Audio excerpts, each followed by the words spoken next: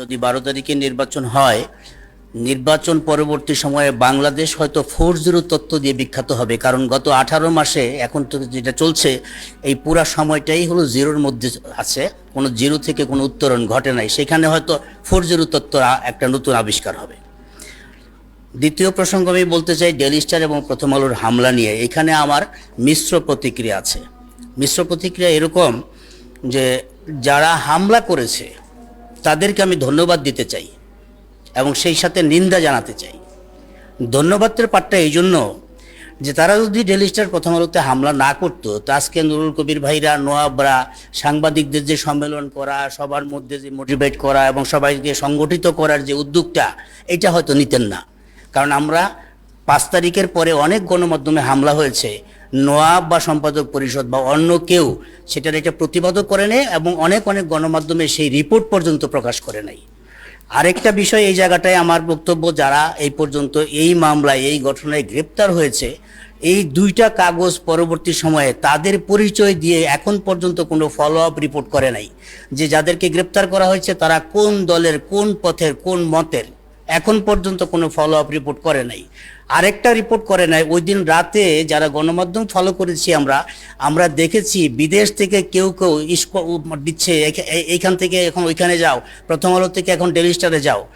এই যে সারা পৃথিবীর মানুষ দেখলো যে কারা এটার পিছনে ইন্ধন দিচ্ছে, কিন্তু যেই 2টা পত্রিকা আক্রান্ত হলো এই 2টা পত্রিকায় এই তাদের নামটা আসে নাই এবং তারা সাহস করে সেই নামটা উচ্চারণ করে নাই।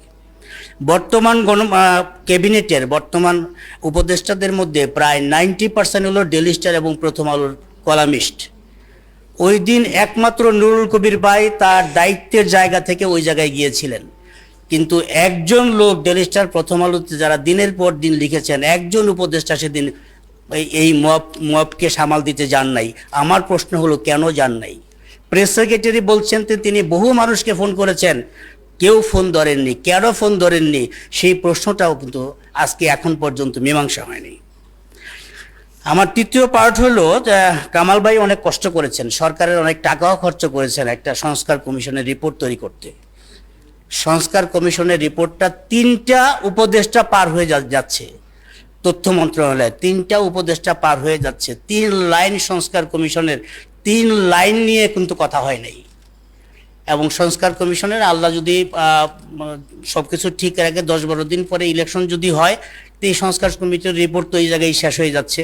আমি আজকে এই অনুষ্ঠানে, এই আলোচনার সভায় দায়িত্ব নিয়ে বলতে চাই, পরবর্তী গভর্নমেন্ট যেই আসবে কামাল ভাইয়ের রিপোর্ট উল্টায়ও দেখবে না, তারা আরেকটা সংস্কার কমিশন করবে। সেটার উপর ভিত্তি করে যদি মিডিয়া কমিশন হয়, সেইটা গবেষণা করতে করতে 5 বছর সময় যাবে। পরবর্তী 5 বছরে গিয়ে বলবে যে আমরা তো কাজ করেছি, সেই কাজ করার পরে আমরা যদি আবার ক্ষমতায় আসতে পারি সেই ক্ষেত্রে আমরা গণমাধ্যম নিয়ে কাজ করব। আমরা গণমাধ্যম নিয়ে অনেক কিছু কাজ করেছি, এইটাই হলো বাস্তবতা।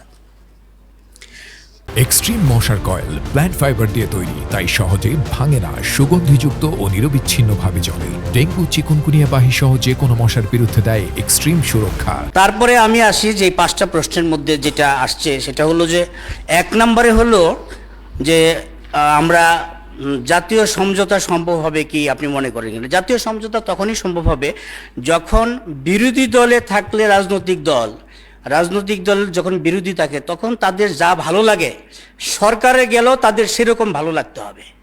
এই মানসিকতা জন্ম না হলে এই জায়গাটায় কোনো রকম পরিবর্তন হবে না। নির্বাচনের পর নতুন সরকারের প্রথম 1 বছরে গণমাধ্যম সংস্কারের কোনো কাজকে অগ্রাধিকার দেওয়া উচিত। প্রথম কথা হলো গণমাধ্যমকে প্রত্যক্ষ এবং পরোক্ষ সকল রকম চাপ থেকে মুক্ত করা উচিত। গণমাধ্যমকে বলা হয় এটা একটা শিল্প। আপনি চামড়া শিল্পকে শিল্প বলছেন, চামড়া শিল্পকে তার একটা ফ্যাক্টরি করার জন্য আপনি বিসিকের প্লট দিচ্ছেন, কিন্তু গণমাধ্যমকে শিল্প বলছেন। এটার কোনো ফ্যাসিলিটিস নাই, শিল্পের কোনো ফ্যাসিলিটিস নাই।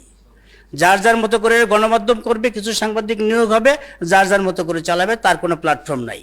ইভেন আপনার কাগজের একটা পত্রিকার কাগজের যে এলসি দেওয়া হয় সেটাও দেওয়া হয় কোন পত্রিকাকে কত কাগজের এলসি দেওয়া হবে।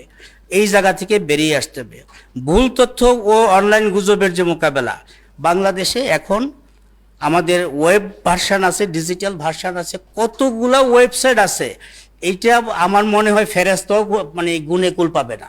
প্রত্যেক ঘরে ঘরে এক একটা মানে ডিজিটাল প্ল্যাটফর্ম আছে, প্রত্যেকে সাংবাদিক। এখন যা যেখানে যাই সেইখানে এসে পরিচয় দেয়, ভাই আমি তো সাংবাদিক। কি নাম? এই যে আমার হলো হাতিমারা ঘোড়ামারা, আমার হলো একটা অনলাইন আছে, আমার ওই যে দেখে নেবো ধরে নেবো এরকম একটা ডিজিটাল প্ল্যাটফর্ম আছে। আমরা তো বুঝতে পারতাছি না কে সাংবাদিক কে সাংবাদিক না।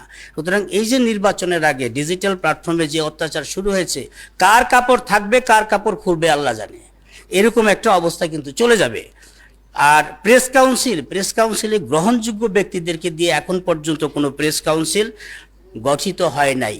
গ্রহণযোগ্য ব্যক্তিদের দিয়ে প্রেস কাউন্সিল গঠন করা হবে। পঞ্চমটা হলো সাংবাদিকদের চাকরি নিরাপত্তা। আমি কামাল ভাইকে একটা প্রশ্ন করতে চাই, উনি অনেক কাজ করেছেন।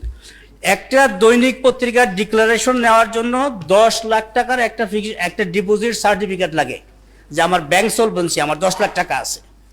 এইটা ডিসি অফিসে দিলে অফিস থেকে এসবিতে ইন্সপেকশনে পাঠায়, এসবি পুলিশ অফিসারকে সাব ইন্সপেক্টরকে 5,000 টাকা দিলে রিপোর্ট দিয়ে দেয়। এখন নতুন একটা হয়েছে, এটা আবার সংশ্লিষ্ট একজন অ্যাসিস্ট্যান্ট কমিশনারকে দায়িত্ব দেয় প্রেস এবং মালিকানা সবার ঠিক আছে কিনা। ওই অ্যাসিস্ট্যান্ট কমিশনারের ভূমি হোক বা যেই হোক, অ্যাসিস্ট্যান্ট কমিশনার যে পিও থাকে তারে 5,000 টাকা দিলে ওইখান থেকে একটা রিপোর্ট দেওয়া হয়। তার মানে মোট 10 থেকে 15,000 টাকা খরচ করলে 10,000 টাকার একটা ফিক্সড ডিপোজিট, একটা সার্টিফিকেট দিলে একটা 10 লাখ টাকার একটা ডেইলি কাগজের ডিক্লারেশন পাওয়া যায়। এখন আপনি বলেন 10 লক্ষ টাকা একটা সার্টিফিকেট দিয়ে একজন লোক যদি একটা ডেইলি কাগজ বের করে, 10 লক্ষ টাকা তো তার চেয়ার টেবিল কিনতেই খরচ হয়, সে সাংবাদিককে বেতন দেবে কিভাবে? কামাল ভাই এই জায়গায় যদি 10 কোটি টাকা ফিক্সড ডিপোজিট রেখে একজন মালিক তার পত্রিকার ডিক্লারেশন নিতে হবে, এরকম একটা আইন যদি অথবা সুপারিশ যদি করতেন, তখন অন্তত 10 কোটি টাকা সিকিউরিটি থাকতো, যে সাংবাদিকদের রুটি রুজির যাতে সমস্যা না হয়। এই জায়গাটায় মনে হয় কামাল ভাই অ্যাটেন্ড করেন নাই, আমার মনে হয় অ্যাটেন্ড করলে ভালো হতো।